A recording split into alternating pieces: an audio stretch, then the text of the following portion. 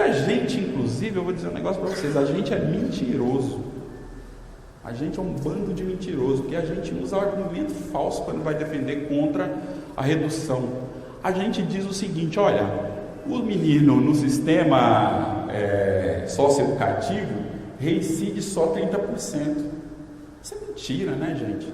Isso é mentira, porque quando o menino sai do sistema socioeducativo, ele vai para a prisão direto. Ele vai para a prisão direto. Então é uma mentira, é uma falácia. A gente não pode ficar usando esses argumentos errados, equivocados. Agora, a gente tem que pensar o seguinte, então, por que é que a gente está prendendo jovens, né? Tem uma lógica, o capital tem uma lógica. Qual que é a lógica do capital?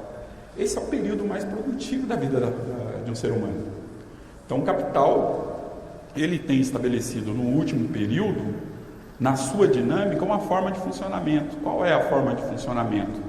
Que o encarceramento é fundamental, né? É uma política fundamental para que o capitalismo continue a explorar e oprimir a classe trabalhadora.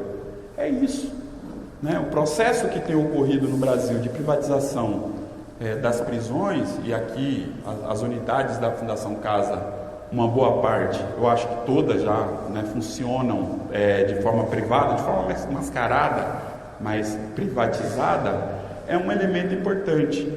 Um outro elemento, né, gente, e aí eu acho que aqui ninguém pode ser responsável. Quem está ouvindo aqui pode vir aqui e discordar, mas eu quero debater isso.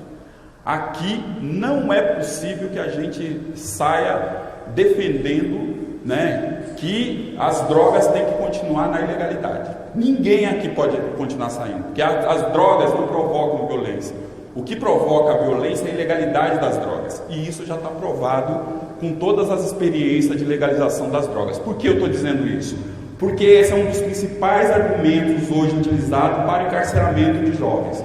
Como na década de 90, né, era utilizado, a gente via que 70%, 80% dos encarcerados era crime contra o patrimônio, que indica um problema do Estado.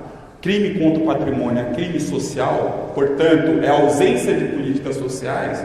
Nesse momento, o Estado se utiliza dessa política de guerra às drogas, dessa política de tolerância zero, que foi estabelecido pelo governador aí, de plantão, né, quando ele assumiu, quando Mário Covas morreu, né, que é a política do tolerância zero, que foi implantada nos Estados Unidos, que nos Estados Unidos, inclusive, eles já estão revendo essa política. Aqui ele implantou, e o principal objetivo dele era estabelecer e implantar a política da guerra às drogas. Então, eu acho que a gente tem que, aqui entre nós, ao menos, a gente ser muito sincero, né, e passar a defender a legalização das drogas, né, muito importante, porque todos os países, por exemplo, vamos pegar a Holanda como exemplo, está fechando penitenciárias, né, é legalizada, no Uruguai reduziu o número da violência, nos Estados Unidos, todos os estados dos Estados Unidos, quem tem a legalização da droga está reduzindo. Então não é as drogas, e sim a sua ilegalidade que tem provocado, né, a violência, e a violência do Estado. E isso é muito importante que a gente tenha muito claro, é a violência do Estado, né, porque se a gente verificar o número, né, de mortos que tem acontecido em decorrência dessa política, é um número absurdo, né? A justificativa, utilizando isso como justificativa, é impossível que a gente naturalize, que a gente não se comova, que a gente não, de alguma forma, não se incomode com um número de 60 mil mortes por ano cometido nesse país. A gente mata mais do que 12 países em estado de guerra no mundo.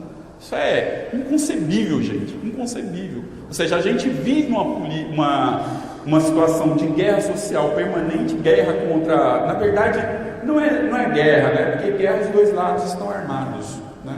E como só um lado está armado, isso não é guerra, isso é genocídio, é extermínio, enfim, que tem acontecido, e principalmente nas periferias, contra a juventude indígena e negra, né, desse país. E é importante, hein, gente? Aqui eu também quero fazer um alerta para vocês, que é muito importante, né? Que a gente tem cometido erros históricos, é importante a gente fazer reparos dos erros históricos que a gente tem cometido. Existe uma política de Estado deliberada de invisibilização dos povos indígenas. né? Existe essa política, é da década de 60. Mário Henrique Andreasa era o principal porta-voz com as transamazônicas da vida, de dizer que não teria indígena na década de 80 no Brasil, né? E isso é uma política que vem acontecendo no Brasil desde o Brasil colônia e até hoje é permanente, né? E que nós todos cometemos uma coisa chamada etnocídio, porque nem todo pardo é negro. E a gente não pode mais cometer esse erro, né? Nem o movimento negro, ninguém. Então, esse reparo histórico é importante que a gente faça.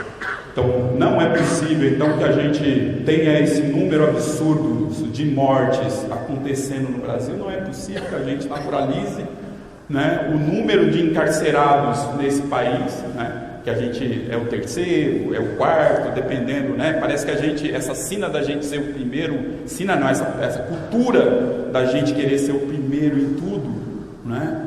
Querer ser o primeiro a matar, querer ser o primeiro a encarcerar, querer ser campeão do mundo em tudo, né? E a gente ostenta esses títulos, né? Então, não é possível que a gente naturalize essas coisas, né? Não é possível, né? Então, para finalizar, né, eu acho que é muito importante, né, nesse momento histórico a gente ter muita compreensão disso, e muito importante que a gente possa lutar contra as FEBEMs, e não só contra as FEBEMs, mas contra o sistema prisional de adulto. É muito importante que a gente tenha compreensão de que todo preso é um preso político, né, um preso político, porque tem uma escolha de classe, tem uma escolha étnica, e que esse Estado vem cumprindo ele à risca, e que a gente precisa cada vez mais debater essa questão para que a gente possa minimamente, né, dar o combate e construir um outro projeto de sociedade que de fato seja emancipado. É isso, gente. Obrigado.